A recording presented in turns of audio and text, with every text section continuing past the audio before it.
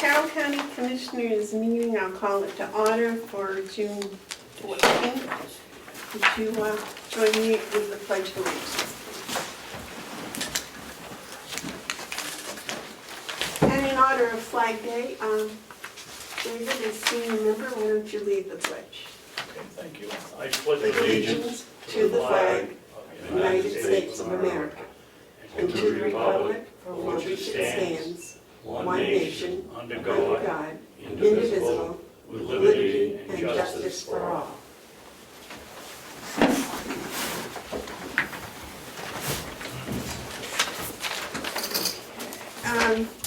The minutes from June 7th. Do I have a motion? I'll make a motion that we accept the minutes of June 7th. Second. Any discussion? All those in favor of accepting the minutes of June 7th signify by saying aye. Aye. Aye. Those opposed? Okay. Do you have a copy I can sign? That's mine where I was reading it.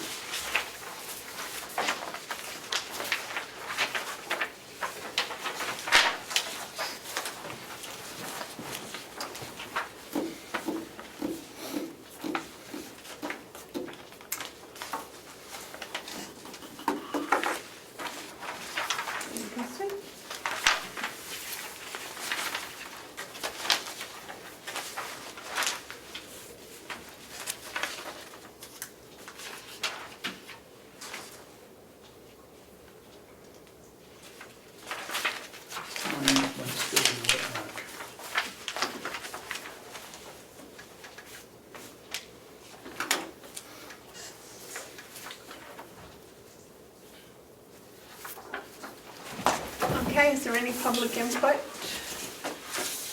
No public input. Ken, you want to start with the microfilm bid? Yes, ma'am. As you remember last week, we were here, we opened up a bid, we had one submittal, and Lisa took it back and was gonna come back to the board today, and I think she's here with a recommendation. In front of you is a packet that I received from her. So Lisa? Okay. What did you find out, my dear? Well, I recommend that the Registry of Deeds accept the proposal submitted by Fiddler Technologies. And as a result of the Carroll County's current relationship with Fiddler Technologies, they have offered to waive the fee for reformatting and file transfer of the images, which provides the county direct savings of $33,000. $10 per book, and we're on book 3320 something at this point in time. Carroll County has received reliable and quality services from Fiddler for many years. Fiddler has an excellent reputation and the resources to satisfy this RFP, providing microfilm that meets the guidelines governing the production of preservation microfilm for archival purposes. So I request the Commissioners authorize the Register of Deeds to further clarify some details of the terms and conditions contained within the RFP, and to sign the acceptance and authorization up to the estimated investment of the amount in the bid, $105,354.62. Thank you. Yes, sir. If there's a $33,000 savings, why aren't we talking about roughly $75,000 on the bid? It's built into this amount. If other people were to, or if other organizations were to bid, currently all our documents are in a proprietary format held by Fiddler. They create them, the images, and then they preserve them, protect them in a proprietary format. And if other people were to bid, they would have to pay Fiddler to, what is it here? Reformat and file transfer the images prior to them being made into microfilm. So why is that a That may, big deal that they're giving us $33,000 off. They're just not doing something for that they charge other people for. And this may be why we didn't have other bids, because other bidders would have to go through Fiddler to reformat and transfer the images. And why do we have a setup that the images aren't available to anybody that wants to bid on it? For the protection of the county. That's how it started, when imaging started back in, I believe it was 1980. And in 40 years, there's been no technological advances that makes it a proprietary item, but available to somebody else to bid on for nothing?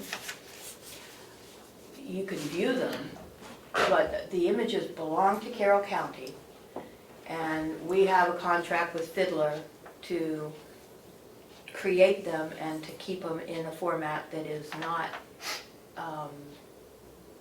that is proprietary. That's the way it was done.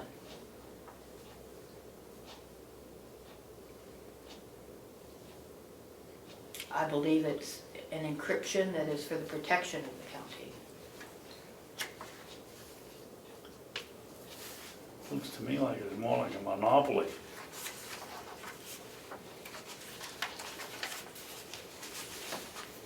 Is Fiddler the only company that does do microfilm? Oh, no, we send out 7 bits. So the cost is $105,000, Correct. and where's that coming out of in the budget? Well, we have some funds in the archival. Yeah, but that's line, 30,000, right? 35. That is why the last paragraph is here. I would like you to authorize the Register of Deeds to further clarify the details and terms and conditions contained within this to carry over into future years, so that we can get started on the project, which is a very important project to have done for the safety of our land records here in the county. And we'll spend up to our available resources this year and then carry it forward for the balance into the future years. I have not talked with any of the bidders about that. That part needs to be negotiated, and that's part of the inner office workings of the registry. So the $105,000 doesn't come out this year?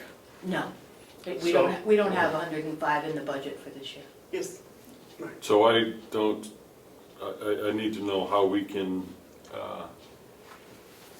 expend money that hasn't been appropriated yet.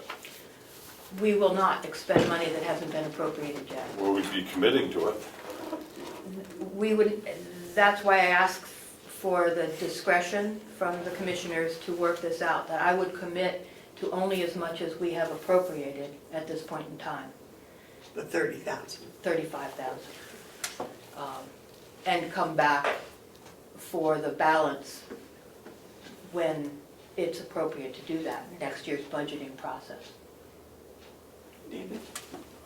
Lisa, I thought I understood you to just say that you hadn't discussed the fact that we only have $35,000 with the other bidders. We only have one bid.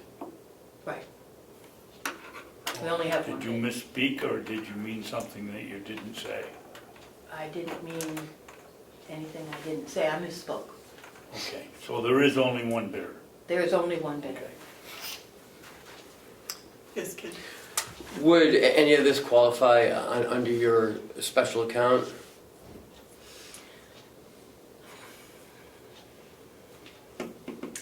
I have a hard time with that. Okay, well, I'm just Repair, asking.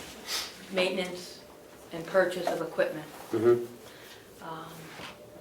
The contract with Fiddler to perform the services that we pay monthly does qualify under that. This is microfilm equipment. That's the definition. I'd have to answer that. I'd have to define Yeah. that in order to answer that question. Because I believe you have that and this would be sufficient. It would be sufficient. Those funds could be used to pay other things. At this point, they're sitting there Okay. accumulating. Mark? I'm not going to support entering into an account, on an agreement to spend money that hasn't been appropriated. It looks like, based on the 35,000, that you're looking at basically a 3-year project at that budget rate. 105 divided by 3, about 35,000. Would they be willing to negotiate one agreement per year? I'd be more inclined to support a $35,000 contract, but I hate to take the assumption that that the extra 70,000 would be appropriated in future years. There's a process that we have to go through, and I'm not going to vote to spend money that hasn't been appropriated. I would not spend money that has not been appropriated. Then you need to clarify this $105,000. How would it be that we're not spending it if we agree to the 105. 105? How is it that we haven't at least committed to spending it before we raise it? I believe that the Registry of Deeds should be committed to having microfilm and archival storage of all its records. I understand that. I'm talking about committing county funds, not for any particular person. If it was the registry of deed, or if it was the attorney, or if it was the sheriff. Right. This is asking us to support money that hasn't been appropriated yet. Regardless of what the issue is, we don't have the money. I understand your concern, and I share it, which is why I ask you to further, to allow me to negotiate and clarify the details and the terms and conditions. I would prefer that you go and negotiate that and then come back with what you have done, instead of giving you the authority to negotiate on behalf of the commissioners. Can we reword can we reword the last paragraph then? And add a comma, subject to the revisiting by the commissioners. What that would allow me to do is to accept this RFP on the condition that I can work these details out with them, which I think I can.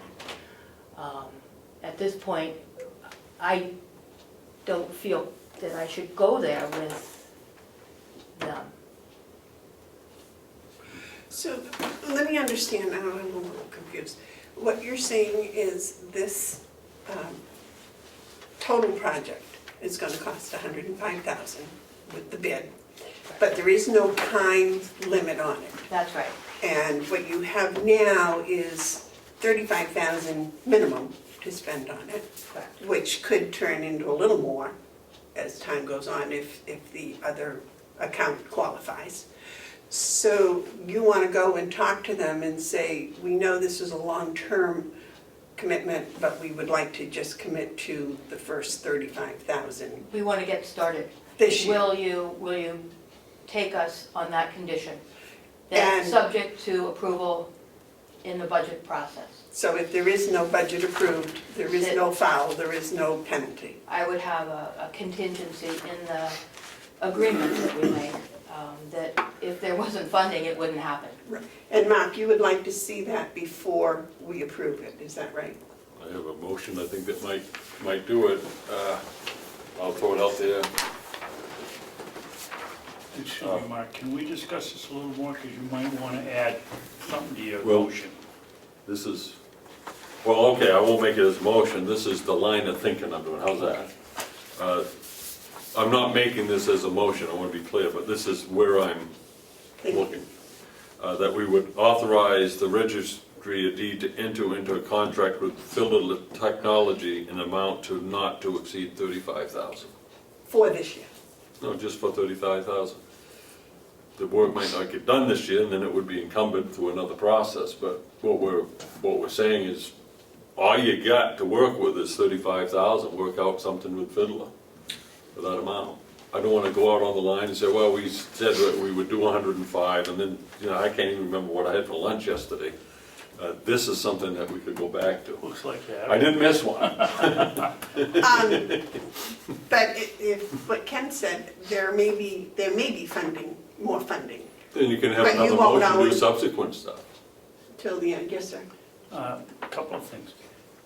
Can we by law commit another Board of Commissioners to $35,000 a year for next year and the year after, when No. we may not even be here? I don't think we can do it by law. No, you can't commit future boards No, I don't. without a, I don't think that had anything to do with but if committing. you wanted to add a year not to exceed 35,000 for 2017, that might That leaves- clarify a little bit more. But it could exceed 35,000, correct? Well, this year you can't, under the contract. Well, the Register of Deeds has a special account that only can be used for certain items. This may qualify, I'm not sure, that's what Lisa needs to go back in. But we have a line item for this, and that line For item is microfiche, right. 35,000. Yep. And that's what we got. Right. And so I'm willing to support that, but $35,000 and $1, $35,000, $1, no. It's over the appropriated. I mean, if I was a member of the delegation, I'd be a little bit miffed if we spent more than what is appropriated. Well, we couldn't anyway unless we had their approval, so. Right. It has to be a line transfer. Yes. What I wanted to add to Mark's is, we've heard now that this thing with Fiddler and Microsoft and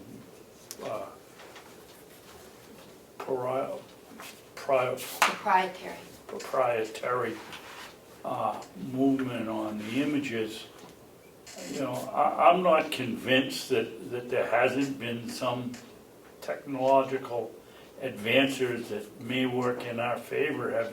Have you sat down with any of the other competitors and asked them, or with Fiddler and asked them if there's a way around having these protected, but not having Fiddler have the holding the bag on us?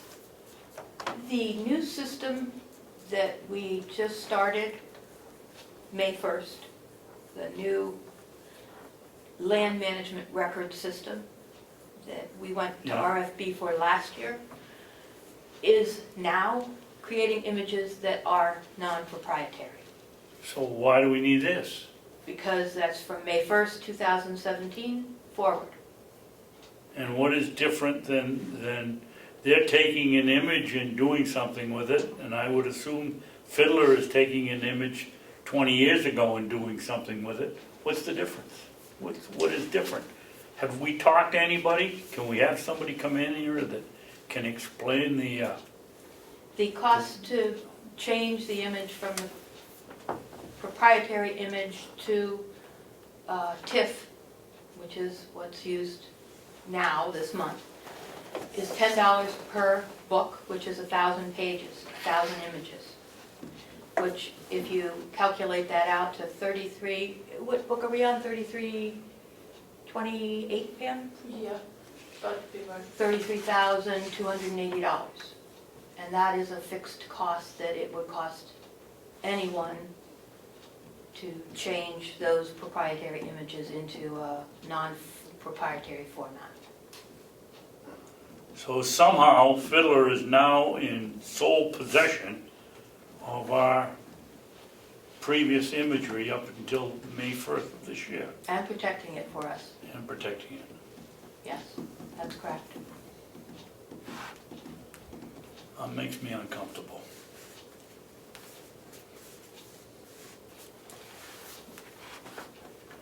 We need microfilm of our records, and this will get us going on that project. I recommend that we, for the sake of our county's land records, for all landowners in this county, that we begin this project and accept this bidding and get going. Yes, ma'am. Yeah, that's what we want to do, but Commissioner Babson does raise, you know, the monopolistic argument, I think, to a degree.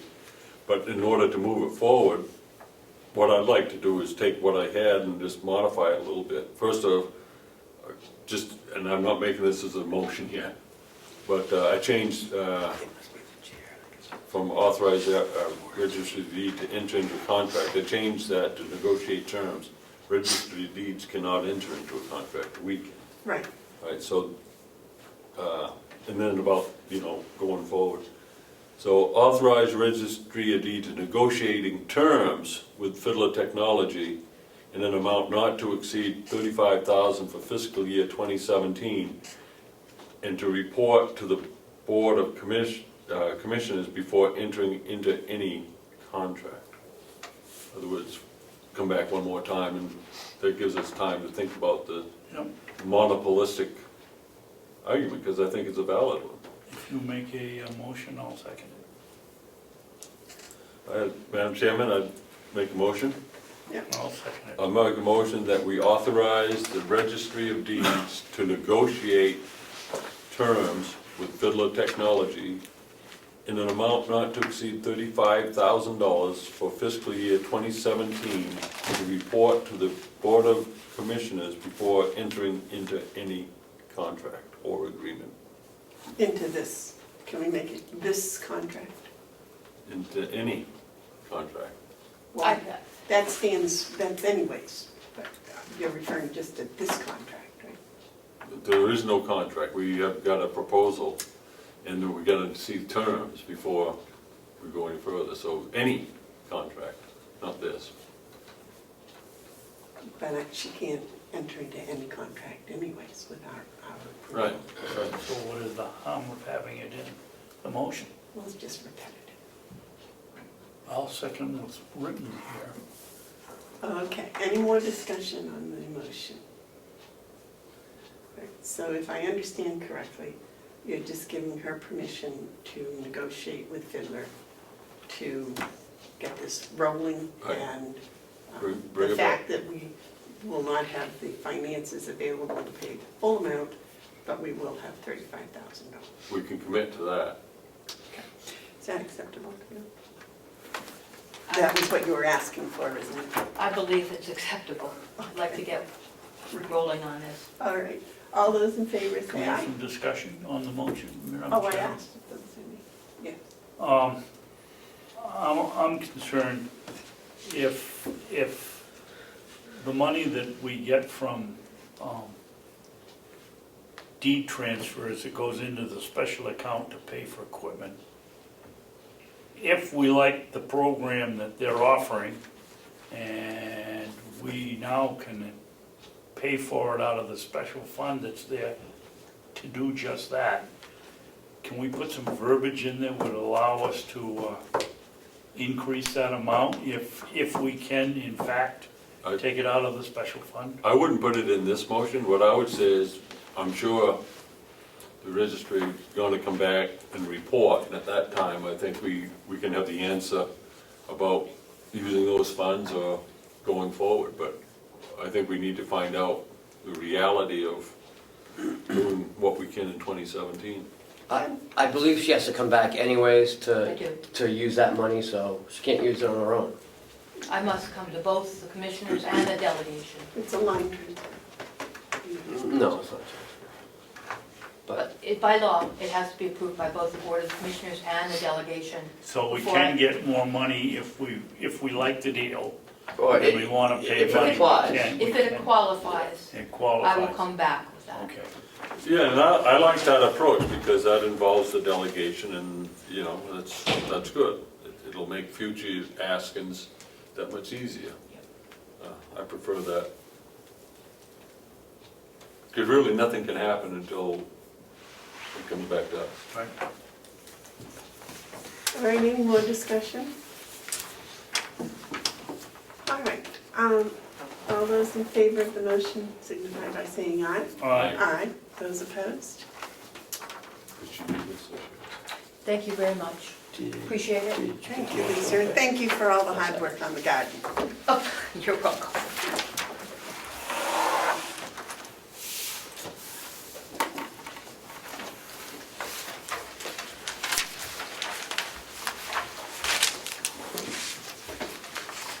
Okay, now Ken, as a result of this bid last week, I believe that you were asked to look at the bid opening process and also the bid policy, is that right? Mm-hmm. And you have submitted some information?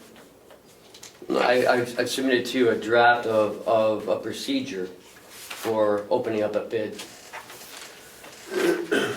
Now, the county bidding process that you included, that's what now exists? Yes. This is current? That's what I had last week, I think. Well, it's current, but I've added a few other things to it, Oh, okay. so I've made it better. To What did you correlate add to with, it? to correlate with the procedure. What did you add to it? Well, can we just work on one before we jump around? If that's okay? Well, Because- that's what I thought we were doing, but you want to work on the procedure first? Yes. Okay. So last week, we had talked about having a procedure. So I went over in my mind the steps of what we discussed. And this is what transpired from my mind. Now, I don't know if this satisfies the board or if you want to continue to work on it. I sent it to you, I believe, on Monday. And if you have any, do you have any comments or questions? Yes, sir. I think it's adequate.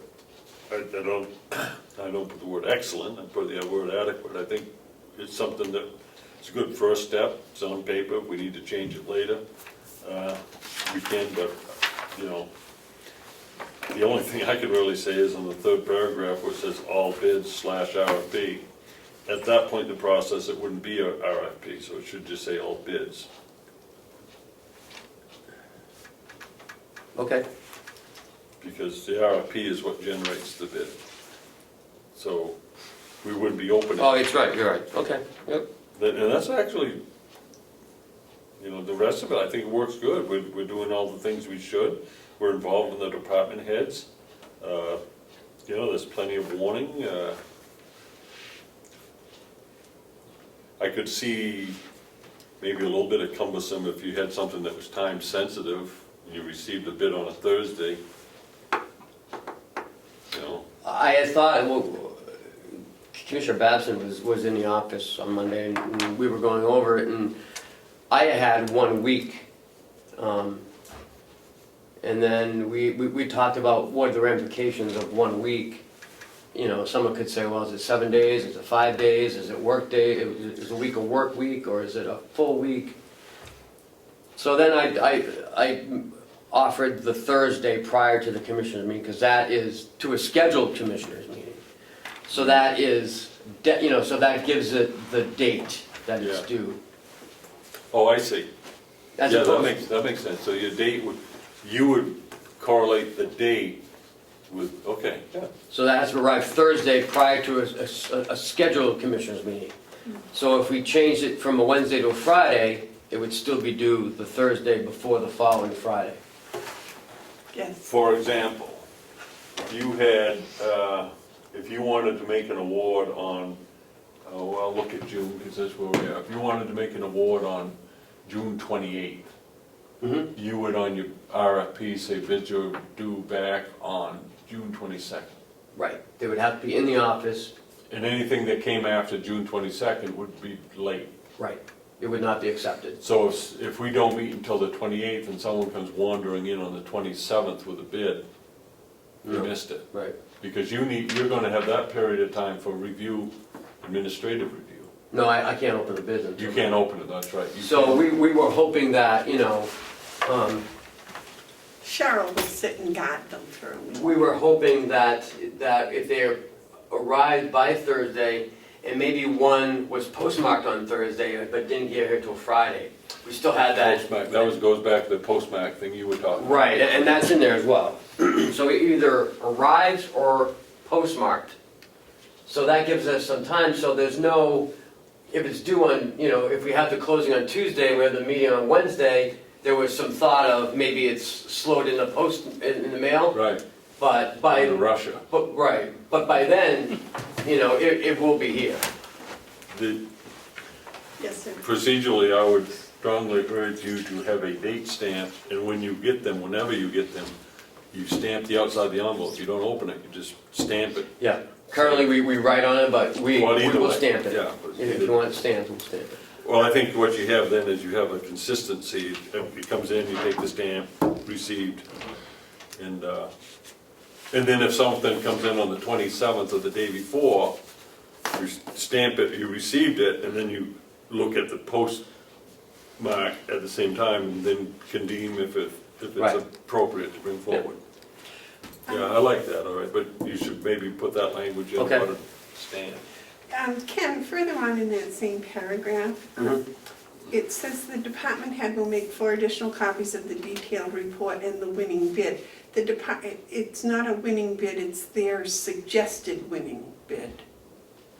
Well, now, to the apparent, low bidder may be at the time of the opening. The BOC may retain all bids for review by the department head and shall request the department head return to another regularly scheduled Board of Commissioner meeting with a detailed report of the department head's findings and review of the submitted bids. The department head will make 4 additional copies of the detailed report. Yeah, I don't know why we got the winning bid in there. Let me think. Detailed reports of the bids. Yeah, why do we put the winning bid in, do you remember? Maybe it would be recommended bid. Maybe that's what I meant to say, yeah, think maybe that's what it- of their I think- recommended bid. Okay, I'm gonna change that, detailed report And the department head's and their, yeah, recommendation bid. recommended. Well, at this point, it needs to be, well, I don't know, can we talk about who makes that recommendation? Is it department heads through you, or is it the department heads directly to the Board of Commissioners? I mean, they're kinda- always here. Yeah, but I kinda like, if they come in and you haven't heard what they had to say yet, I think that communication piece has to take place. They always go to me first, usually, But under this, they could come in and make a Yeah. recommendation you don't agree on. Okay, So I'm not sure that, I don't think that I'd like that. I think that it needs to be a recommendation from you and them. okay. I don't think, Yeah, that kinda makes sense, I guess. because you may have other things that you have to consider that a department head may not. Well, there was one that I didn't agree with Bob because it wasn't the lowest bidder. Well, I don't wanna, yeah. So, yeah, so maybe we should get that ironed out before we come in front Can of we you. bring this back next week and Yes, but I also want to make it very clear that no matter what the department head recommends, we have the final say as to what bid is Right. accepted, if any. right? If any. I think it was just last November or something, there were some bids for the sheriff's department, and the board decided not to accept any of them. So, the final for that is the decision of the board. I agree that probably we should spend another week working on this. Do you have anything to say, Dave? No, I worked with Ken on Monday on this, so. Okay, so, Like I said, I think it's What adequate. you people have to say on it. I think it's adequate, and it'd be fine. I think if we take another week, we might be able to tighten it up a little better. I don't see an urgency to do it today. No, because we don't have any bids out right now. Oh, yeah, we do. But not due until mid-July. the other thing I wanted to discuss was, it says, once announced, the reason for awarding the bid will be recorded. Mhm.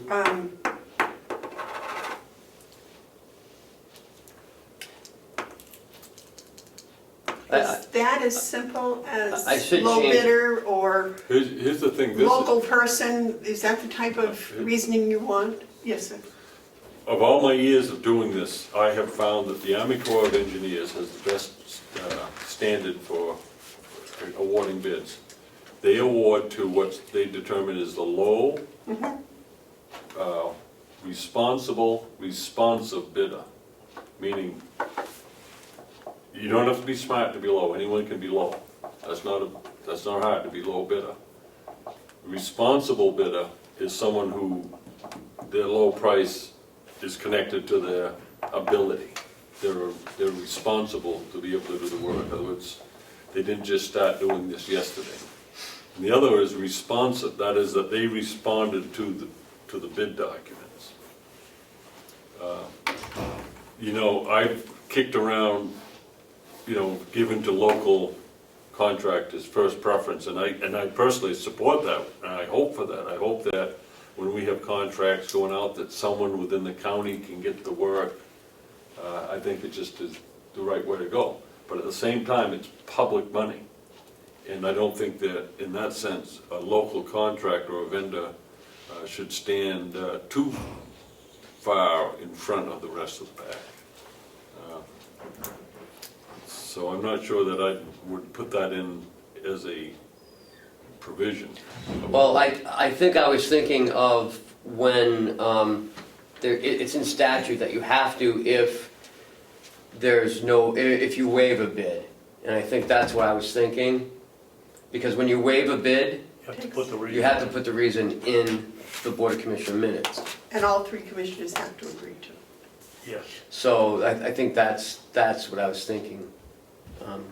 So I can take that out if you want to, or, All three have to? yes. Yes. If we waive the You bid waive the process, If one doesn't, then it isn't waived? You're right. if we waive the bid process. I don't know though, I think I like putting the reason in for awarding a bid, because it's public knowledge, it's publicly discussed. So for future reference, to be able to look and say, oh, you know, why on earth did they hire this out for this business? And then it would be in there. So that's something to contemplate, to think about.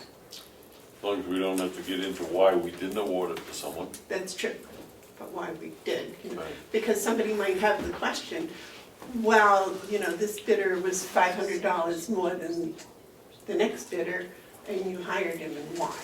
And it might be something as simple as they They forgot to work put in the something. county and they've worked for us for 5 years and we know they're responsible and reliable or something. But I don't know. It's just a thought. So do I leave that in? Take it out, or what do you guys want?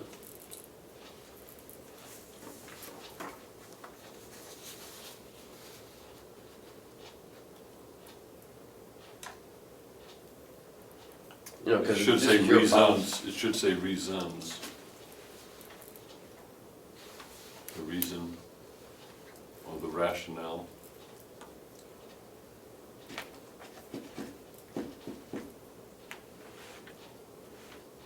Rationale.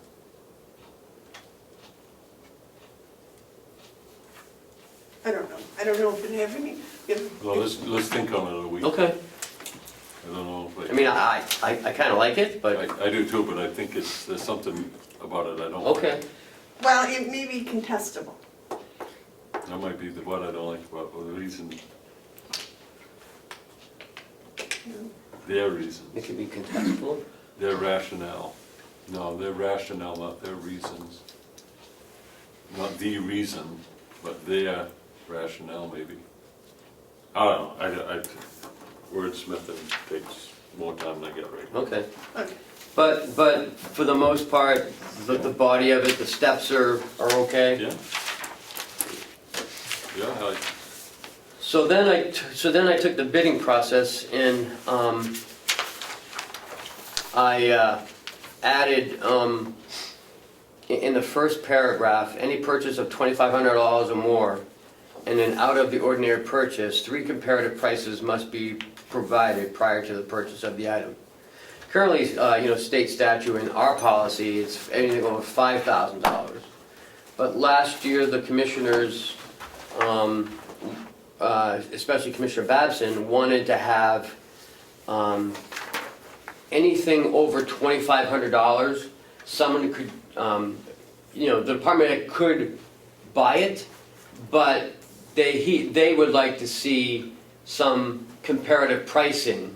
So they didn't go with, some guy for $2,500 when we could have found it for $1,900 or $1,800.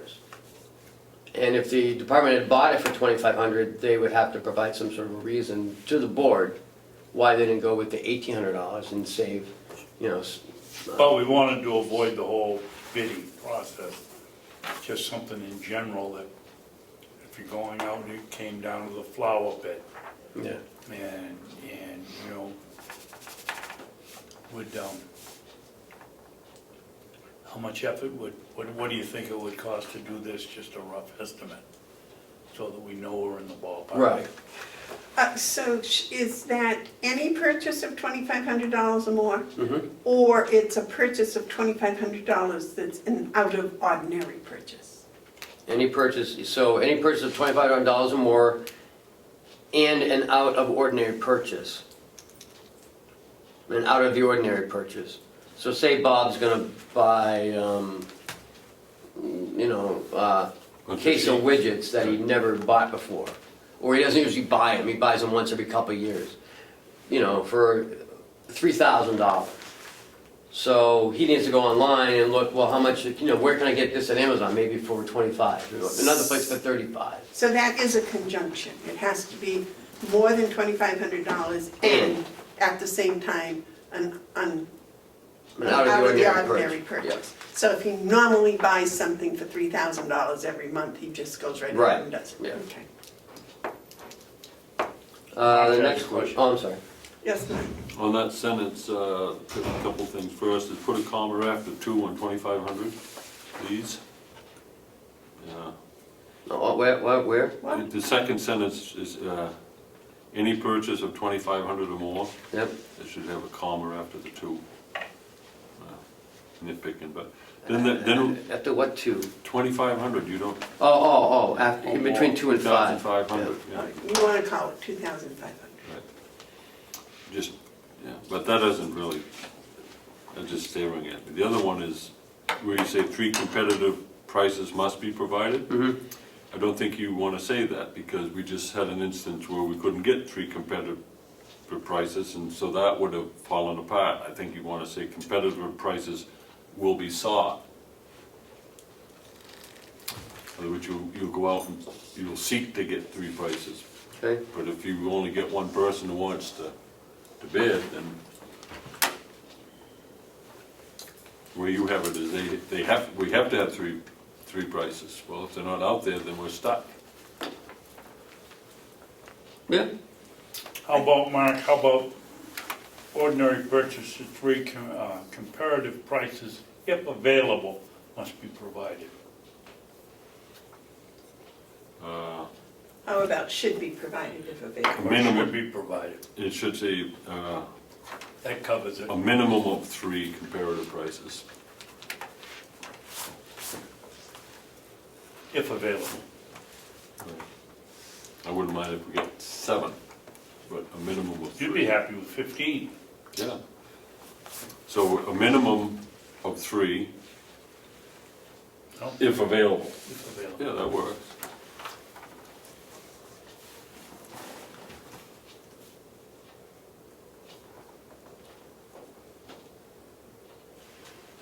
Of 3 comparative prices. If available. Minimum of 3, Right. if available, so it must be provided. A minimum of 3 comparative prices must be provided, If available. if available. What's good protection for the Right. county? So if someone comes in and we say, why didn't you get 3? They say, because we couldn't only get 1, but we tried to get 3. Okay, Excuse me, Kenny. Yep. While we're on it, I think this is a good point to bring up. Your thoughts on local publications. Because you may not get, you may not have 3 bids. Ken's, where are we? 3, paragraph 3. where we talked about it the other day, where you didn't want to put it in the paper if there's no local provider, and the only one you had was out of the county. Or was that on the No, bid procedure? It's in that's this here, one. yeah, it's number 3. Yeah, The notice to bid may go into a local publication that encompasses all or most of the county for advertising of the bid. If the bid specifications are general enough in nature, and if an internet search reveals 4 or more vendors that carry such an item in the county, then an advertisement for such bid shall be placed in a local publication. That's always been there, though. That's not new. Where's the one we talked about, not spending the money on an ad if there's nobody in the county?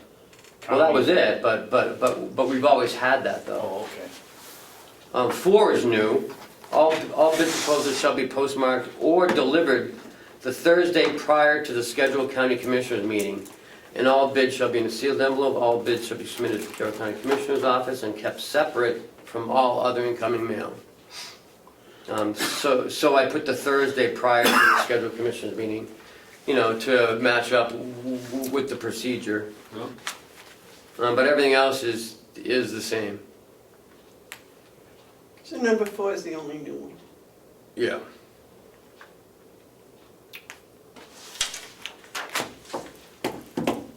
All right, so this talks about the bid process, and the other is the procedures.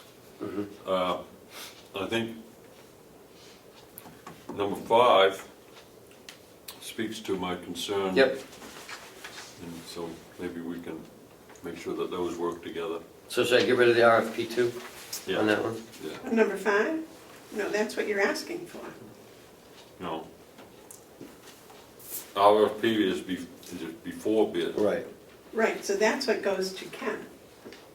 No, down after, the county administrator shall submit any bid to the commission. Oh, yeah, so we submit the RFP to you for review prior to it going out. Right. So you're aware of it, Oh, I see, yeah. like we did on the website bid. Yeah. So it goes from the department head to Ken Right, to us right. for an okay. And then it goes out and then it comes in to us and then to the department head. Right. The bids come to us, Right, you open them, give them to the department head if need be. yep, You come back with the department heads the Yeah. following week together. yep. I don't want to have the department heads and you disagreeing. So I'm gonna change that in the procedure. They have to work it out.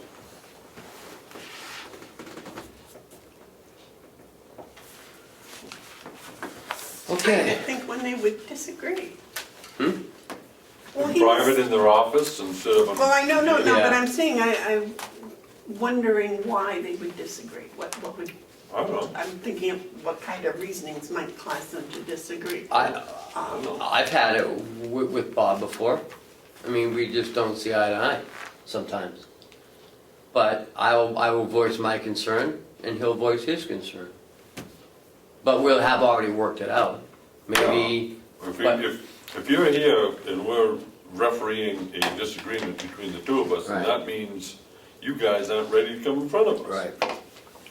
And that did happen last year. I mean, at some point, if a department head doesn't agree with you, you have the prerogative of saying, well, this is what it's gonna be anyways, and the department head just goes quiet on that, from that point forward. And then when I get to you, you may not agree with my recommendation. May not, And you may ask Bob, well, what do you think? And then he'll say his thoughts and, and then that's where it gets, that's why you guys would work it all out. But if they disagree and we're supposed to make a decision, I think we ought to hear both sides of it. Well, maybe, I don't know. I have to think about that one. Well, if it does come to that, and if it's something that we have to referee between the two of them, then we have that issue first, and then we have the other issue. You guys can't work these things out? For example, if it were a plumbing issue, and Bob had an opinion, and Ken disagreed, you as a plumber would probably want to hear both sides of it. Not really, I hate plumbing. I did it 35 years. No, this is fine. okay. I just want department heads and the administrators to be on the same page when they. Oh, there you are, Jesus, so quiet. I didn't hear you come in. Okay, So we got through the bid policy. Madam Chairman, Yes, sir. I think Ken wants to introduce our new I do. employee and get her back to work. Jessica, why don't you come on up? Some of you have already met Jessica, but this is Jessica Landry. She's taken over for Carrie McQuillan. Jessica has some really good experience. She's done payroll, she has done HR, and benefits administration. Yes. So she has hit the ground running. When we interviewed Jessica, I asked her what her favorite fruit was, because that's one of my questions I asked. If you were a fruit, what fruit would you be? And she answered raspberry, and so I hired her. And I can honestly say I've never been asked that question before. That's right. But, you know, it makes the person think outside the box. It makes them, if they're gonna be uncomfortable, if they're comfortable with, and you seem very comfortable with that answer, so. So I just wanted to introduce her to you. And do you want to say a little bit about something about yourself? I just, Your experience? just to follow up with what Ken said, my background does include customer service industry, insurance industry, healthcare industry, legal industry, so always working on behalf of customers and with employees through whatever benefits programs we have, employee issues even that might crop up that need a little extra help, payroll, actually working on the benefit contracts with the vendors on behalf of the employers I work for. So I do have the background experience in the private sector. The public sector is where it's new for me, having the commissioners and all that, so I'm gonna get used to that, but we have the same issues. If you can figure out how to get along with us, let me know. I will. Now, Looks like someone did a good job with the cookies. that so works. Cookies, that helps. food works. Yeah. The great equalizer. So you approach your job as the employees are sort of like your customers. You gotta keep them, I mean, you service their needs. Yes, I feel it's important to have a really well-run, efficient program where the employees truly understand what their benefits and expectations and pay all mean and include in order to service the residents, which really are, you know, for the nursing home part anyway, the ultimate customer, but to also just be doing a good job because, you know, we're really here for all the people in Carroll County, bottom line, but that includes first and foremost, I think, the residents in the nursing home, because that's a large majority of our employees, but I just think it's good to have them be well-rounded and understand what their employment means to be here and what we're offering them to help make it a good experience for them and be able to do their job at the level they need to do it in order to do well for the residents and well for the county, and it all trickles down, even from simple things, so that's what I focus on. Okay. Welcome. Thank you, thank you, Welcome. thank you. I hope you enjoy it. Hope you last a long time here. Thank you, I do too. All right. Thanks, Jeff. Thank you.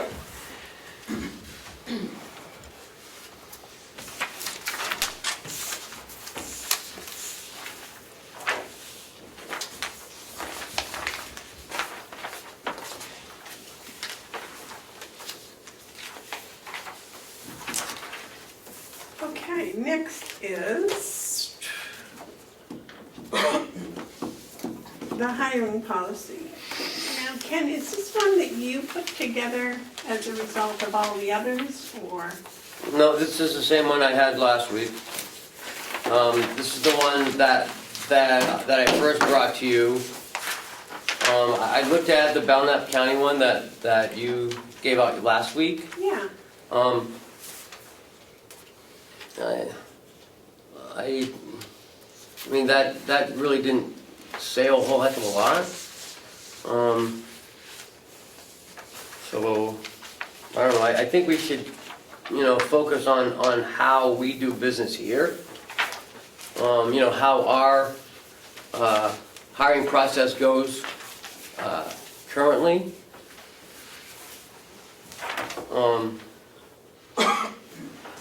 The larger one is more for Mountain View, but it's pretty in-depth, and it does, it takes the route of having division, HR in each division, in each building. There's an HR, benefits, payroll person here, nursing home, and in the jail.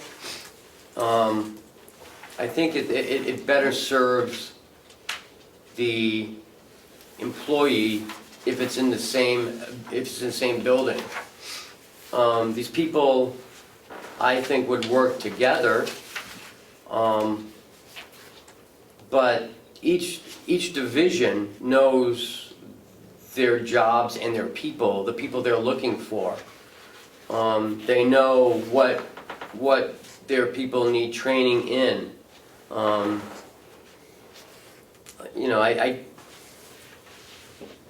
So this is more focused towards a division person.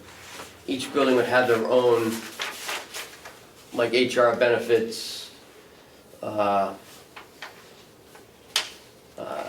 payroll person that the employee would go to get certain questions answered, the easy questions. The other stuff would have to come, of course, to finance.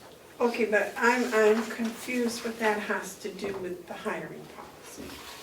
No, the hiring policy is each building hires their own people, not like one like not HR or anything. So each building would have their own like representative, human resource representative column. That is more, that's trained more in that aspect of servicing the employee, as opposed to one person or two people doing the whole complex. But a lot of it's the same, right? Advertising the position, once the department head formalizes what the position is, and you okay it. But we do Indeed, so that's a web-based. That's a new thing, right? Right, yeah. We find that it's so much easier, more economical, and it focuses. The person who puts it in would be the division supervisor or the division manager, because they know what they're looking for. Now, what about some of the contracts say that they need to have, what's the word? It needs to be posted in-house. Yeah. Would that be a policy that we could use across the entire complex? Not everyone has a hiring board. I mean, we wouldn't need one downstairs. The nursing home has one and the jail has one currently because they have unions. But I'm just thinking that might be nice if there was a vacancy in the sheriff's department, if that notice was put up in all the buildings on a board on all the buildings, so that maybe there's somebody working in the nursing home that might qualify for, something in the sheriff's department that was open. Like a deputy? Or dispatch or something like that. So that, well, we just did that. We just had a person go from one position to another position in different departments. Mm-hmm. And I just think it would be nice if all departments knew that there was an opening. I think with our new website, we're going to have an intranet, and so that would be for any employees who would want to see if there's any jobs posted in the county. They would go onto their intranet because it's only available for county employees. They could see if there's any jobs open. So that might take the place of posting on bulletin boards in some of the contracts? The contracts specify the union bulletin board, so we'd have to follow that We couldn't, that contract. when the contracts are rewritten, we couldn't We change could that? try, but that's up to the negotiating team if they Right. can even get that passed. You know, Now, that's not available to people outside of the county, outside of the complex, right? the intranet is not, the internet one is. So the main website will have also jobs as well, but the intranet would have, you know, the forms that employee would need to change their dental or whatever, forms. Right, well, that I understand, but I'm talking about the hiring policy here, because what I would like to find a way so that we're certain that first, everybody on the complex knows of any job openings. Secondly, in the county knows of any job openings. And then if we were going to hire, that we decide whether, if they're already a county employee, if that gives them a plus sign towards a position, or if we're going to, say, okay, you can apply and compete with everybody else from Indeed's. But if someone from the nursing home is looking to become a deputy sheriff, then if they don't have any experience, they're not gonna be hired, whether they're a county employee or not. But if you're talking about someone who's working in the kitchen wants to go into an LNA position, they'd have to be licensed in order to do that.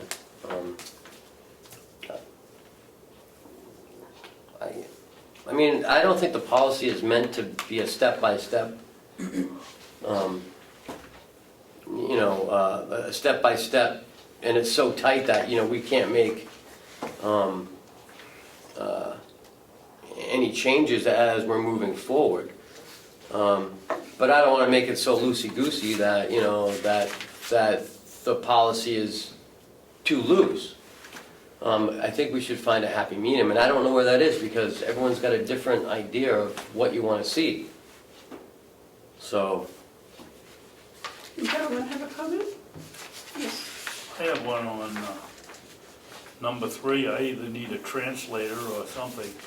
To allow sufficient time for interested persons to apply, recruitment and posting will be conducted for a minimum of 5 calendar days. which one are you on? Hiring policy. Well, we have two of them, sir, so. Oh, that one. Number 3? The Yeah. newest one. Somebody left something out of the sentence. Or added something that isn't supposed to be there. Well, according to the contract, it's supposed to be up on the board for 5 days. Well, to allow sufficient time for interested persons to apply recruitment. What does apply recruitment mean? I don't know, You know what I would do with that? I'll have to double check that one. I would just say, postings will be conducted for a minimum of 5 5 calendar. calendar days, I wouldn't yeah. put any reasons why, I would just say, matter of factly. When you put All something on, postings, All will be postings conducted, will be conducted for a minimum of 5 calendar no, days. will be posted. Ken, how long does it take to start getting results on Indeed? Immediately. When do you stop getting results? You set up whatever you want, 3 days, 5 days, you set a dollar amount.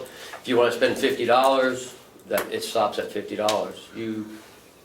She'll explain it, she's actually done it, so she knows more about it. Go ahead, Cheryl. Answer her question. Well, when you put it up on Indeed, it takes them probably a half an hour to get it put through. And immediately after that, they start coming in. And you can set it will go on forever, and you could get, they come in so fast. If you don't put a limit on it, it could be big dollar amount.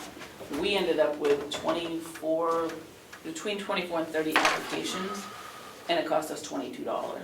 But how long did you leave it up? 3 days, and we got that many applicants. Okay. So now we're saying we're gonna leave it up for 5 days. That's not what that's saying. No, this is on the bulletin boards. Well, this is recruitment and posting. That's why he brought it up. It must be an error, because I was redoing it this morning, And I must have cut something out because, How about, then if it's the bulletin board, just to make it clear, how about all bulletin board postings will be conducted for a minimum? no, how about all job postings will be posted for a minimum of 5 calendar days on the job boards? Whatever. Just so we can put it up for only 3 days on Indeed, but cover ourselves with a contract for 5 days. At a minimum, not a maximum, because if we're not getting any hits on Indeed, say for an RN, then you want to leave it Well, on. on Indeeds, we can do as much as we want. There's no minimum or maximum. Well, no, but I'm saying for a hiring policy, we ought to have a cutoff, so that somebody knows if they apply on Monday, that the applications end the following Friday or something. 'Cause usually- What's to be benefited? Yeah, I don't see what we're doing here. When you post a job, you usually say applicants must be received by a date. Okay, so we find somebody, What? that Friday morning that sister is reading the page and sees something that might help her sister, and it's now too late and we've shut her out because we put 5 days. Why would we want to minimize it or a full 3 days? Why wouldn't we leave it open, and we can always say, okay, you know, here's what we got and here are the people we chose to interview.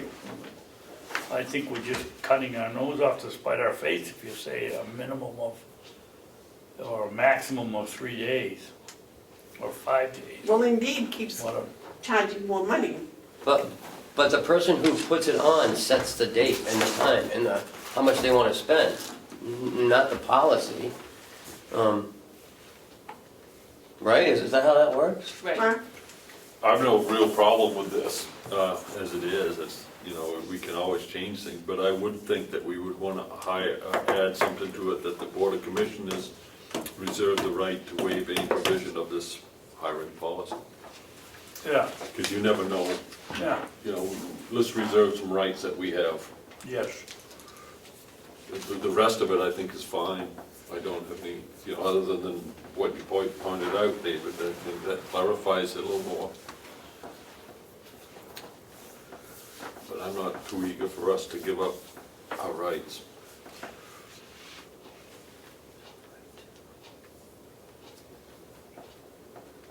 So which, And this is, you I'm know, not understanding what you just said, I'm sorry. you do the whole thing right at the very end. You just add another paragraph, whatever it would be, and say that the Board of Commissioners reserve the right to waive any provisions of this policy.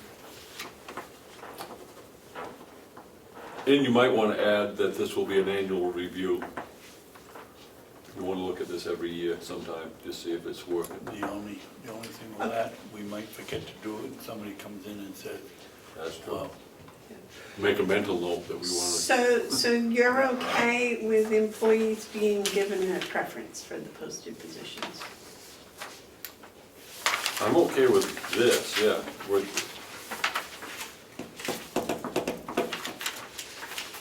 Yeah, sure, I am. If someone can do the work, I don't, you know, if you've got a cook that wants to be a deputy, that, you know, that being an employee doesn't really supersede the other requirements. Well, but the sentence says, that's what the whole sentence is kind of confusing, because it says, if an outside person is determined to be better qualified, then the... you on this page, Amanda? Yeah, I am, the last paragraph. So either we give preference or we don't. Well, I mean, if no one outside applies, then it would be given to the inside person. Or if they're both qualified, why not give it to our own employee? But if someone's got, you know, more qualifications than the internal employee, I have no problem with the thing, just because what he just explained, if you have two people and they're equal in all aspects, but this one is an employee, this one isn't, the employee gets the preference. I agree, and I think it should say that. It does. It does, it's exact. The employee shall be given preference for a posted opening unless an outside candidate is determined to be most capable. Most, not more, most. No, I think change most to more. Or, At the sole discretion. I don't think you need that. I don't think you need after a qualified candidate, I think you go period. Okay. I don't think you, at the sole discretion of the department head, I don't like that term anyways. I don't like to give a whole lot of sole discretion to department heads. Especially in hiring. Now, the other thing is, when it goes up on the intranet, how long are you going to leave it up on the intranet? we don't have an internet now, so I don't know. When we get one, we'll have to figure that out. Okay, so, but they're going up on,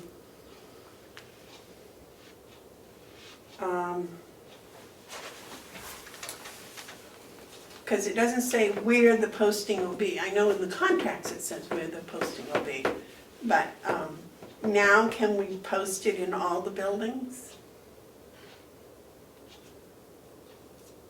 For example, we have an opening for an administrative assistant. Is that posted in all the buildings? Yes, should be. In the jail and a nursing home. And it's posted on our website too. Or it was, it's probably down by now. Since we're gonna be interviewing tomorrow. And that was up for 5 days? A little longer than 5 days. Because I think like David was saying, if somebody sees something day 4 and goes, oh, my sister might be interested in that. And by the time you contact a sister, et cetera, it takes, time for them to respond. Find it on our website, especially now. It's a little complicated. So on number 3 on the front page, can we say that, All job postings will be posted for a minimum of 5 calendar days on the job boards. in each building? Boards, plural. Yeah, that's what I did, job boards. In each building? Boards would be. We don't have a job board in this building. Well, that's what I'm saying, maybe we should have one. Because maybe somebody here might have wanted to apply for the administrative assistant job. Don't they have a bulletin board down by the time clock?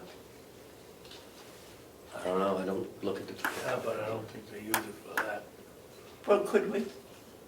whatever the board wants, doesn't matter to me.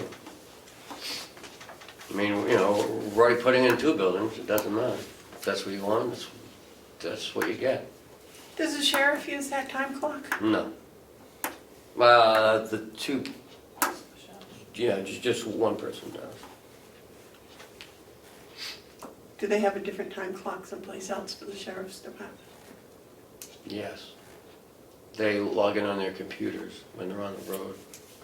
Why is there only, if there's 2 office individuals, why is there only one? Mm-hmm. Because I believe the other one's salary. Do you have any space in your office, Cheryl, do you have these area where you can put something up like a job board on the wall? Do you have any wall space? I'd like to put it next to the time clock if we could. Yeah, downstairs. That way everyone can see it, not just people in Yes, our you can office. if you want. Well, and not only employees, but the traffic could see it too, because it's right on the way to the bathrooms. Why don't you go ahead and do that then? Okay, is that okay? Well, fine with me, I don't. And then we can add in every I think that's a building. managerial decision anyway, just, If we leave it on the job boards, that's every building. Boards is plural.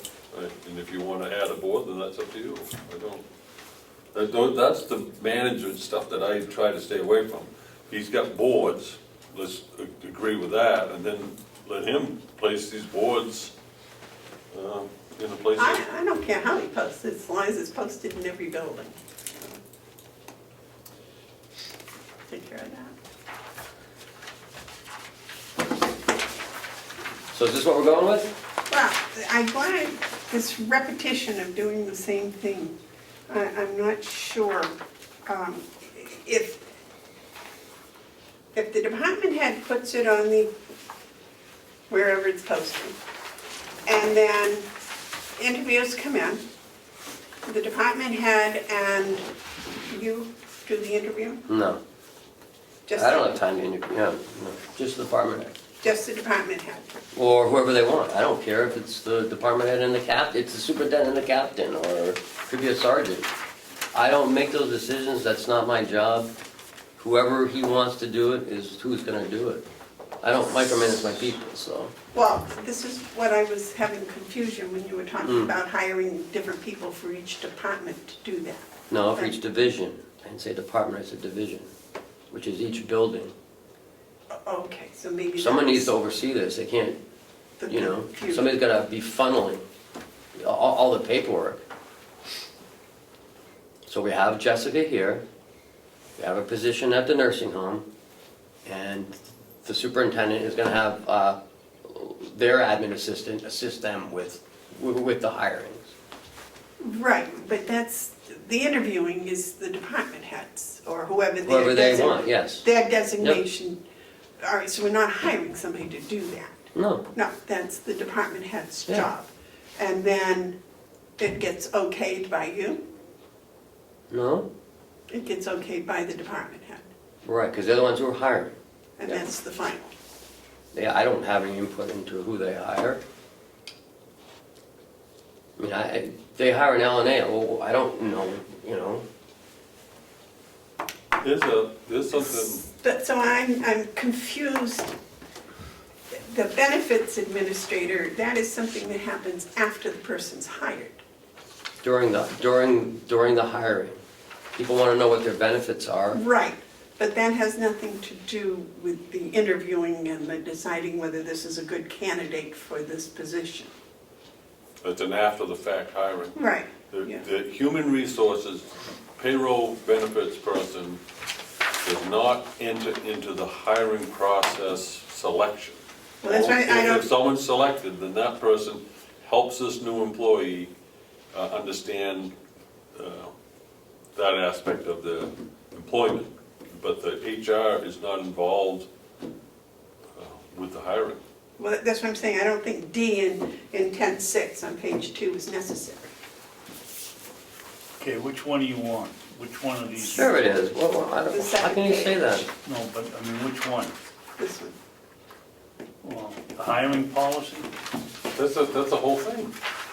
How can you say 10.6 shouldn't be in there? No, D. No, I agree with the others.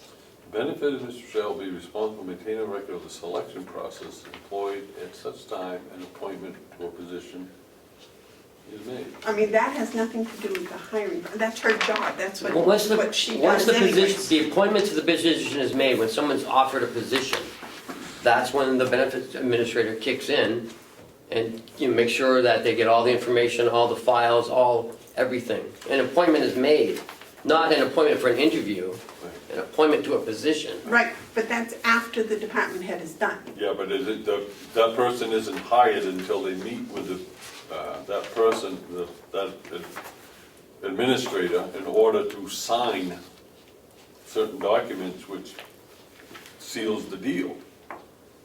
You know, if you hire someone, you offer them a job, that's great. They accept the job, that's great. But the job is not finalized until people sign something. And that's where you want your payroll administrator is involved with that. It's signing the But it's after the W-4s person's and signing been the. chosen. Yeah, but the process of hiring isn't completed until this paperwork is done. So they could be chosen, excuse me, but that doesn't mean they've been hired yet. They're not hired until they fill out the federal forms that say that they can work in America, or until they sign their thing with the IRS and acknowledgement of certain rules and procedures. You know, anywhere in that process, after this person has been offered the job and is being hired, that person would say, you know, I've had second thoughts, I'm not gonna go any further. So it's absolutely essential that you have someone close the deal and complete the hiring. And that would be the benefits administrator. I think it's fine. You want me to change may to offered? I just didn't see any reason for D. I didn't see that as part of the hiring process. The other couple of things that I wanted to talk about was the criminal background check. Mm-hmm. Is that something that each department would be responsible for? Currently, the only ones that do it are the sheriff and the nursing home and the jail. It's a requirement.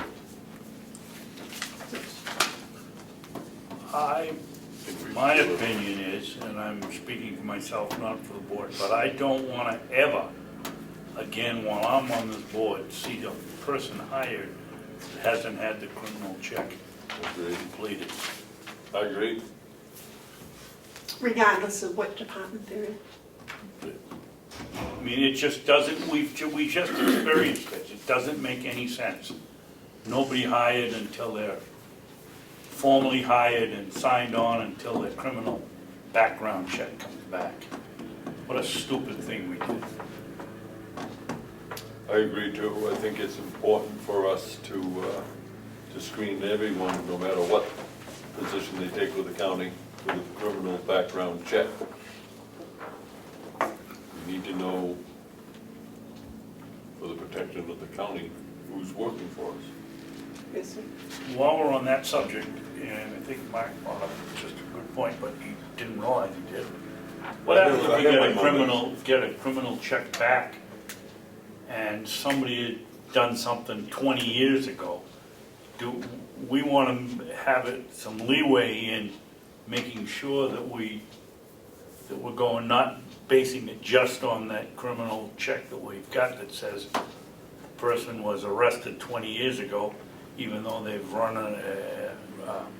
conducted themselves in an exemplary way over the last 20 years, we should be able to. I don't believe that it's necessary to think that just because someone has a criminal background check that isn't up to our snuff, that person should not still be considered for a job. Right. Some crimes, the door is shut forever. Most are forgivable, and once restitution's paid, and someone's done whatever they've had to do. Provided they haven't done it again. Right, if they, we can't be so ironclad that no one gets a second chance in the world. But at the same time, I think we gotta know who's hanging with us. It's just something we've never done. Yeah. The nursing home has to, because we can't hire anyone who has a felony. If it does, then we have to get a waiver. And that's something we don't want to do. But if we have someone over here, and I can't imagine who that would be, but if we had someone over here, and we didn't do a criminal background check, and if we found out that they were not the type of people we'd want wandering into a nursing home, we would have a situation where someone working for us could wander into the nursing home.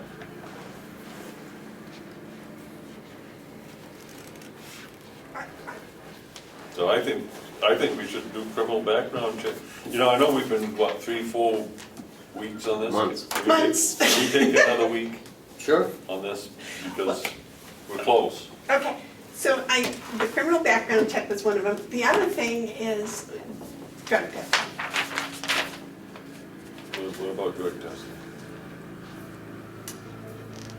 We might want to get legal counsel on that. A lot of places they will not even look at your application without a drug test. Well, I think if we're gonna insist on that, we should be prepared to pay for it. We have to pay for it. We can't. I'm not, What is the policy? You were going to look up and see what the policy was on drug testing. David gave you something last week about it. We can test if we have suspicion, but we can't test if we don't have suspicion. So they don't have a policy. That's their policy. Right. The policy for the entire. And it's in the union contract as well. Which one? All of them? No, in the nursing home one. Okay, what about the sheriff and The sheriff has a drug test and so does the jail. excuse me, I didn't hear that. The sheriff and the jail have to, because it's law enforcement. On a regular basis? Yes, every hire has to go through a drug test. Okay, but There's no follow-up randoms in that, either of those departments? That I don't know. Boy, there should be. could you find that out for us, please? To see if there is random drug testing in the sheriff's department or in the jail? Sure. But you say that for hiring, the jail and the sheriff, is that include? That's state law, It's because it's state law. law enforcement. Do you, dispatch also? That's all part of it, yes. Dispatch has to be before hiring? Mhm. Okay. So my question is, well, should we consider it for everybody else? Yes, Mark? Absolutely not, and I'll tell you why. If we've learned anything in the last few years, it's that people get caught up in drugs for all kinds of various reasons. If you have, and I'm not talking this board because I think we would be discreet, but if you had certain members of the public get elected to certain positions, they could do a lot of harm on someone's recovery or someone's way of life, to make a political point. The drug issues that we have in this country, in this state, are so misunderstood that going fishing, that's what I would call it, a fishing expedition to see who's on drugs and who's not, would result in harming people both in their personal civil rights but also in the efficiencies of the county. It's rumor mill stuff and that we don't need to do it. If there is a reason to suspect, there's avenues available. But to say to everyone, hey, we'd like to hire you, but you gotta do a drug test first, that's not going forward, it's not kind, and it's not necessary. That's my thoughts on it. David? I agree. I don't think that we need, I think if there's suspicion there, that's enough.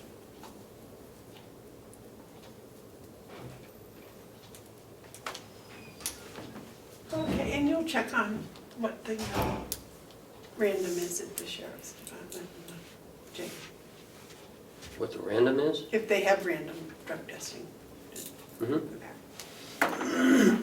And the nursing home does not have drug testing at hiring. Okay, Mark suggested we spend another week thinking about this. Any comments, suggestions? Unless you want to do it now, I'm willing to do it now, but if you wanted to just take it, have them redo what we've done today, I think we're close, but.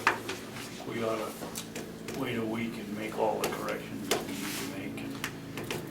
We've been doing this for a year, another week won't make any difference. Okay.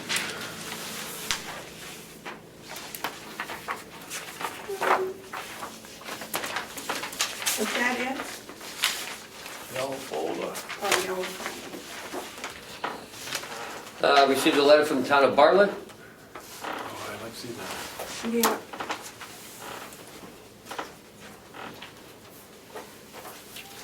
They don't send out semi-annual payments, they only do it once a year.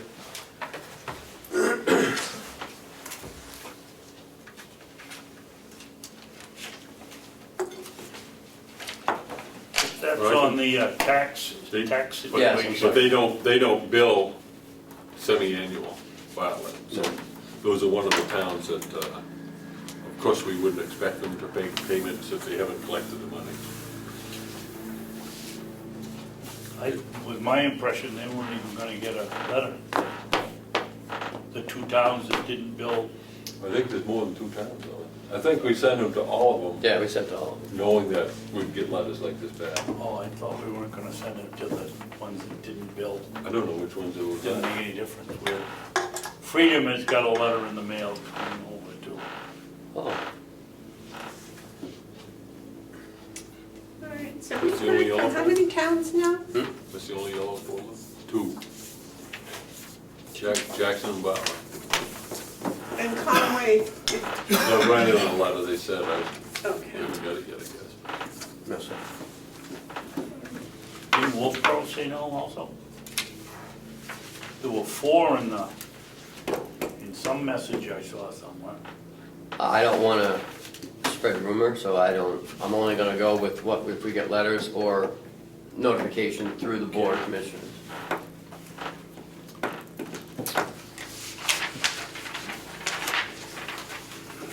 That's the only yellow folder stuff? I've got that's non-public minutes to sign. Okay. Administrator's update? All our phones are connected, Nice. except for the sheriff's department. Rather they're not all connected. Right. Good point. But the phones are all connected. I can contact the jail and the nursing home without dialing the 539 4-digit extension. You like that? Yeah, Yeah, I mean, it's a lot easier. And we can see who's calling in. And it seems our internet is higher. It's going faster for some reason. I'm guessing Fairpoint or Spectrum hooked up our whatever. fiber optic.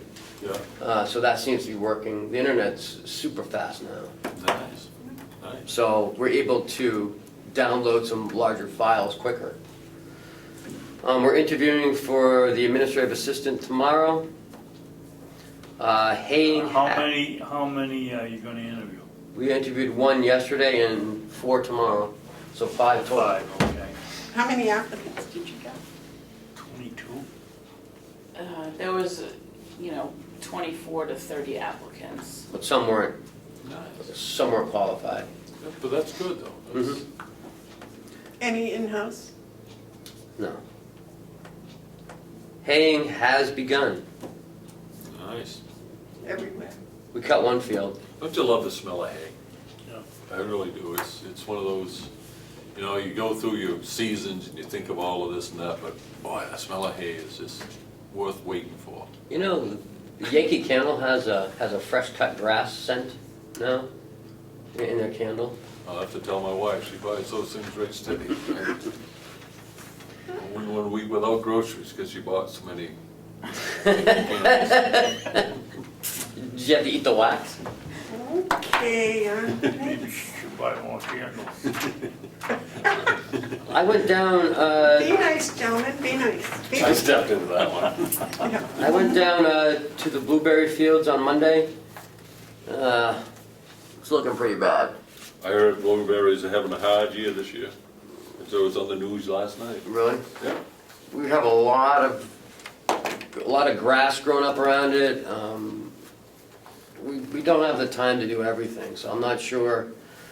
I spoke to Will, and my recommendation so far is this year to have a pick your own, but after that, I think we should just sell the bushes, but Why should grass interfere with blueberries? because you get witch's broom from it. You get what? Witch's broom. I learned from Commissioner Sorensen last year that you have to keep the grass away from the plant because it brings a fungus and it can, I understand. Do you mow it? yes, but we don't get close enough to the bush. And the smaller plants we have are totally hidden by the grass. And we can't weed whack because we don't have enough time, and we don't have the mulch to put around the bushes because we don't have the funds to do it. So mulching would solve the problem. No. Mowing. We'd have to keep weed whacking. We'd have You to, have to put posts. there's no water down there. It's called We'd have to cultivating. spray post. You put a spray named post. Post. kills the grass around the bushes. And Doesn't according, hurt the bushes. no, Oh, okay, so it's, And Will has passed his license, so, he can do it. yeah, and he can also have a delegate do it, but it's very expensive. but there's no money to do it. It would cost, I think Will said about $800 for the post. That's the name of the stuff, is post. Yeah. Well, something's gonna give. Yep. Bill Zelliff is coming to the county. He's a former congressman. He's coming on July 12th at 11 to 12 to talk about insurance. He talked to myself and Commissioner Hounsell, I think, as well. I'm anxious to hear him speak. He's coming with a couple other guys from Washington. And I think it'll be quite interesting. He's gonna be here for about an hour or so. Let you, Is that open to the public? Yes. Congressman Zelliff reached out to me, I don't know why me, but he reached out to me, and his people were explaining some of the things that they can do to save us on insurance, provide insurance, health insurance for our people, and to save us money. And knowing that we've had a previous conversation and that we're looking for that, I said, well, really, what I can do for you is connect you with Ken Robichaud and set up an appointment and come and present to the commissioners. And he was very happy for that opportunity. So Oh, he's an insurance salesman? No, he is a consultant with this company. He's a door opener. So we opened the door and I introduced him to Ken. But I would do that with anyone who wants to save us money on insurance. You know. Like Mr. Weiss, right? Yeah.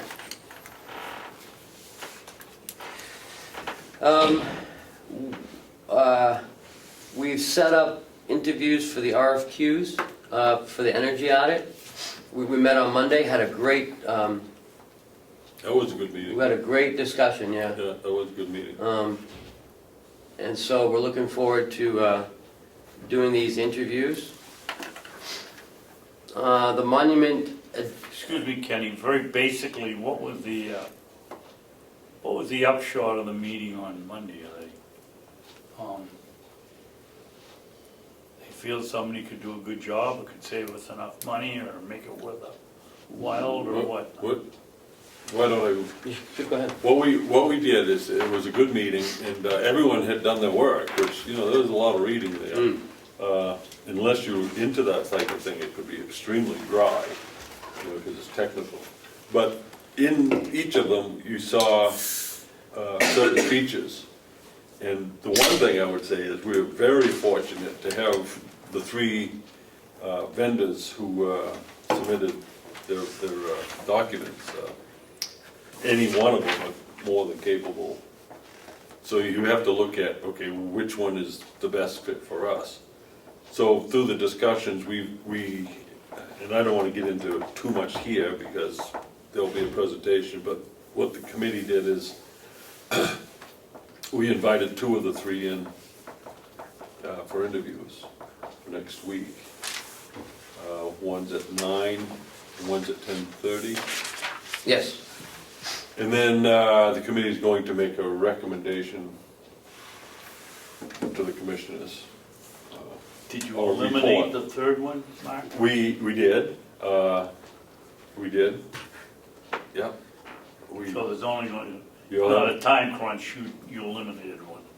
Right. We didn't want to, you know, we're going to give series interviews. I think we put out, an hour for each one.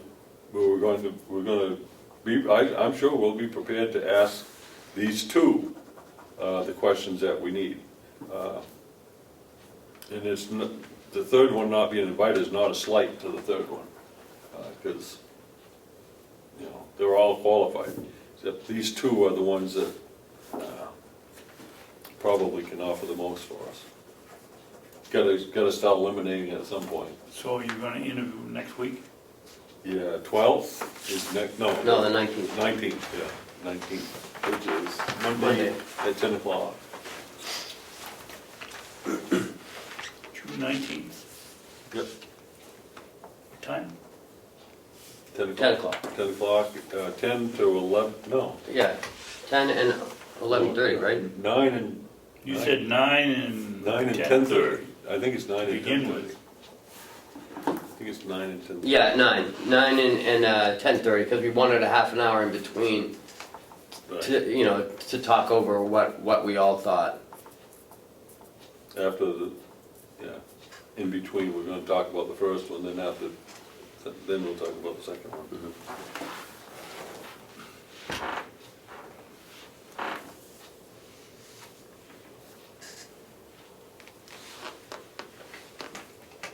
Yeah. Okay. Have they, none of them have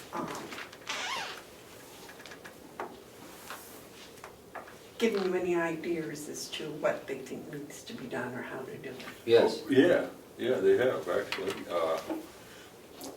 Instead of me trying to fill you in on it now, can you allow the committee to do its work and make a complete report? It may not even come with a recommendation, it may just come with a report. I think there will be a recommendation, but, because I don't wanna, I'd rather have a report in front of you, Amanda. No, I was just curious as to how far they had proceeded, whether they had You saw the actually. thickness of the books? Well, They proceeded quite a bit. I mean, these firms, we really should send a letter to all of them thanking them for the Time to put in on, time they put into it. I mean, these are pretty comprehensive.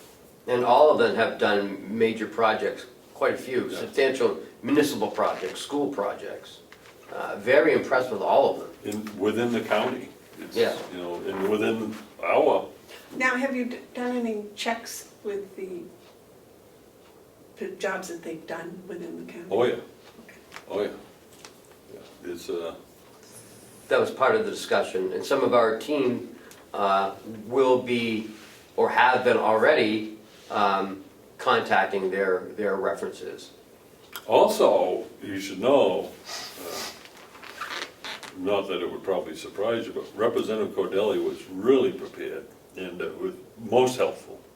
He had picked up on things, because you can imagine, these things are like real thick with a lot of dry detail. And for Representative Cordelli to identify the questions he asked is clear proof that he spent a lot of time looking at it. And so I want to thank Glenn for his help. He was very helpful, He and was I mean, very he was helpful. very educated. Yeah, he did a good job. I am impressed, and I'll give you a report on my committee afterwards, but I think this, working together with members of the delegation is a very positive experience for me. All right. Just to let you know that Saturday at 1 o'clock is the monument dedication. This was in, I've already showed you, but this was in the Laconia Daily Sun on Saturday. There was an article about MJ and the Poor Farm Cemetery marker. She has quite an event planned. There'll be speakers, there'll be music, there'll be violinists, there'll be dedications. none of the residents will be speaking, will they? I don't believe so.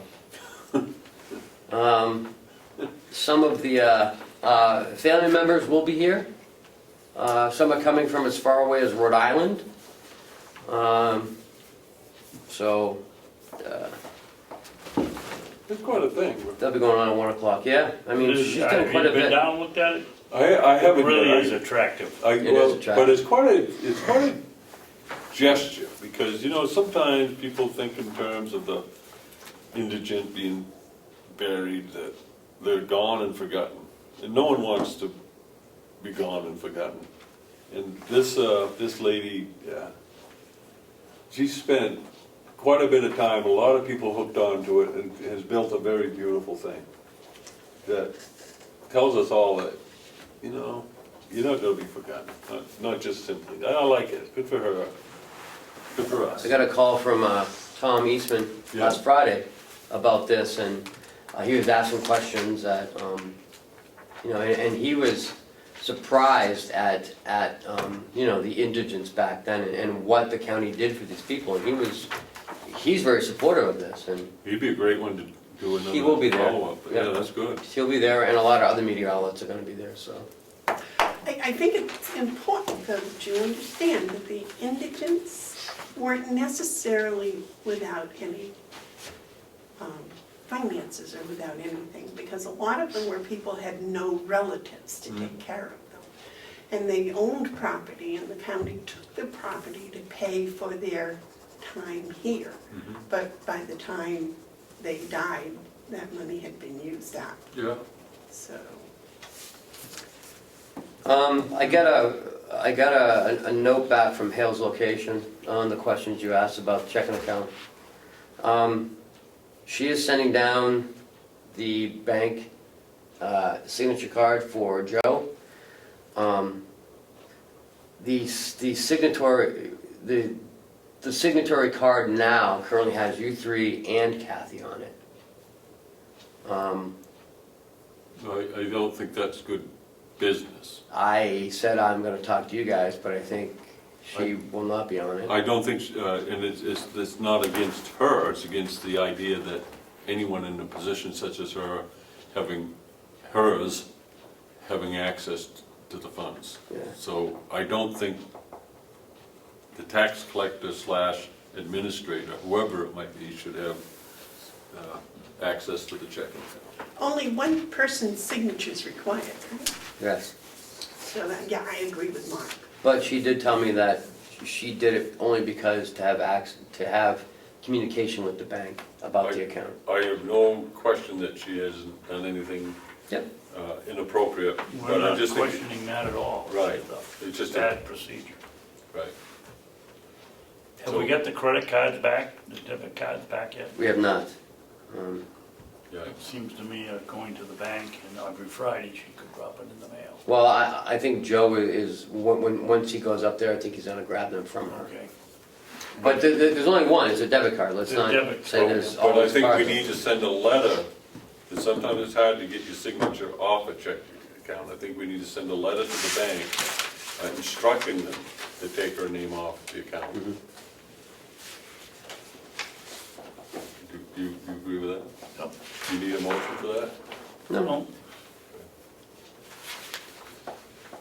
I thought Joe said he was gonna go take care of that. I do too, I do I He too. said he was gonna get his name on first, and then he was gonna go to the bank and get him Talk to to him. take care of that. Yeah, Okay.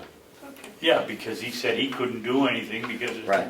name wasn't on the well, account. maybe our letter should go to Joe saying, to follow up to our conversation, you're going to arrange to have only the commissioners and the treasurer be signatories. You don't have to write it to take someone off, just saying that these are the only ones who'll be on. Yep. Send that to Joe, and then, Yep.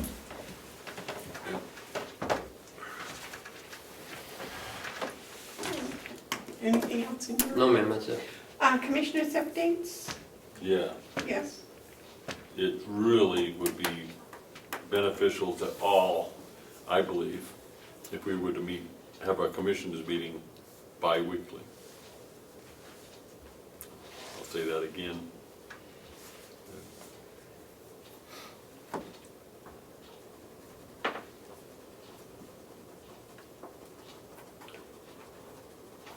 Any other commissioner updates?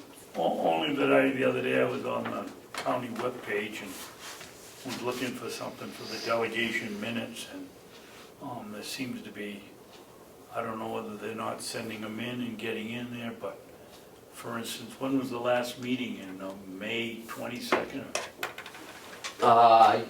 Yes, May 22nd. There's no minutes that I could find, maybe that's there, but because it isn't a user-friendly. Do they have to They get 5 days and it's been 4 weeks, But, 3 weeks. but if they haven't met to approve the minutes, do they put unapproved minutes on? Is that how that would work? It's a good question. Because I think Conway, and I wasn't on the board, I just remember watching it on TV, they had the same thing, because a couple of years ago, people were making, you gotta post your minutes within this. And I think, and I'm pretty sure that what they did is they post all the approved minutes, and the ones that haven't been approved, they put them on, but they said not approved. In other words, Not approved or a draft. a draft, yeah. And there's, the other ones are missing too that I could find, so, I think we should remind the delegation that, they make the laws, but they also have to I'll abide write. by Ken, them. you had something to say? Yeah, I spoke to Ed Comeau about this, and in our books as well, we don't have the minutes of we have some subcommittee minutes, but not all the subcommittee minutes. So, I have since gotten 2 from the Mountain View subcommittee, but for some reason they're not coming to the commissioner's office. Why don't, if I might. So would you contact, No. yes, sir? The law requires that the clerk of this meeting keep an eye on all the records belonging to the county. Why don't I write a letter to the clerk of and the chairman of the delegation, requesting that they help us, Yeah, sounds fine to me. not from Ken, but have it from the commission to the delegation. Yep. And I'll From CC, clerk to clerk. yeah, and I'll CC everyone. Okay. Okay. Sounds Because good. we are missing their minutes from March as well, their meeting minutes from So if you March. could give me a list of Sure. what I should contain Okay. as missing minutes, and, because it's not just the minutes that we want, it's the ability to retrieve them, like 60 years from now. Right, right. Okay. Anything else, Julie? Okay, I'd like to report on the Grant Review Committee, which we came to the conclusion that it is a commissioners' committee. There is members of the delegation participating. The 2 grants that we looked at with the department head and Ken also present were the Second Chance Grant and the The IDN. IDN, okay, grants. Both we have already sent on, but the Grant Review Committee thought they were both good, solid grants. They weren't going to cost the county anything. They weren't going to entangle us in any future endeavors, and that their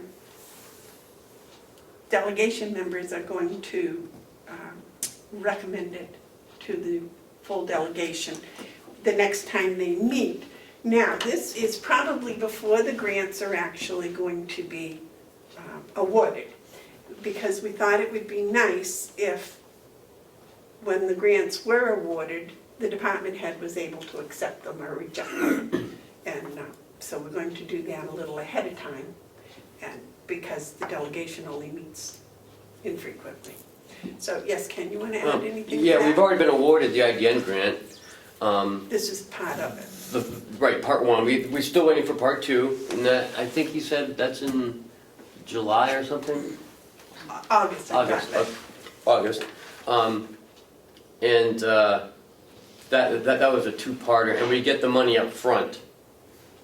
So it's not like we have to spend and then get reimbursed. The Second Chance Grant is like the sheriff's grant. We have to spend the money, then submit reimbursement from the federal government. But we Thank you. don't spend it until they tell us that they'll reimburse us when we spend it. Yes. Talking about grants, and this is going off your report a little bit, but kind of came up the other day in conversation. The Granite Hammer grant that came out last year, Carroll County by no way shape or manner, got its fair share of those funds. And It I, was either 27,000. Yeah, I think it was It was 27. 72, I it can't was remember. almost embarrassingly low when you look at the population spread and the needs, and it was, and I'm not putting any blame on it, it's just that now they've changed that grant, it's not called Granite Hammer, it's called Granite something else. But it's basically the same thing. I think that what we need to do is be proactive on this and offer assistance to the sheriff, would make an application for this. If it comes back to be a measly amount like it was last time, I'd be inclined to say, yeah, just keep your money, that's not helping us at all. But I think that going forward, we should put ourselves in a position to receive our share, which we did not get last year. Well, I think too, something that we ought to think about in the future, not today, but is a grant writer for the county. Somebody that is what their specialty is writing grants. And the jail has a person now that is acting as their grant writer who has a lot of experience in writing grants, and it seems to be much more successful. I'm not saying that the sheriff doesn't have experience in writing grants, but I think that the person the jail has, that is part of their profession, is important. I'm not sure, yeah, I think a good grant writer is worth the money, and I'm not suggesting that the sheriff or anyone else who's writing grants are deficient in that skill. What I do know from observation and experience is that once you write the grant and you're presenting the grant and you're standing in line, you know, you don't want to be standing there with your hat in hand. You have to be a little bit more assertive, I think. And I think that's what, going forward, that's what I mean. It's not so much, you know, filling out the grant and writing the grant, which is a skill in itself, but it's in positioning yourself in front of the decision makers, so you're not getting crumbs, you're actually getting something of substance. Any other commissioner updates? Okay, I believe we have a little non-public. We got a public input again. Public input. Well, before we do that, the non-public, is it going to be long or short? It all depends on you people. Anticipated? Probably half an hour Okay, at the most. all right. Could we have public input now? Then may we have a 5-minute recess so John can pack up and leave? Because we won't be doing anything when we come back, right? I'll make a motion, we go into non-public, under session 1, RSA 91A3, paragraph 2C, and session 2, RSA 91A3, Roman numeral 2B. Okay. Oh, in a second. Second. Roll call. Commissioner Hounsell, Yes. Commissioner Babson, Yes. Commissioner Bevard. Yes. Now we recess? Now we have a recess. John will pack up. Ugh.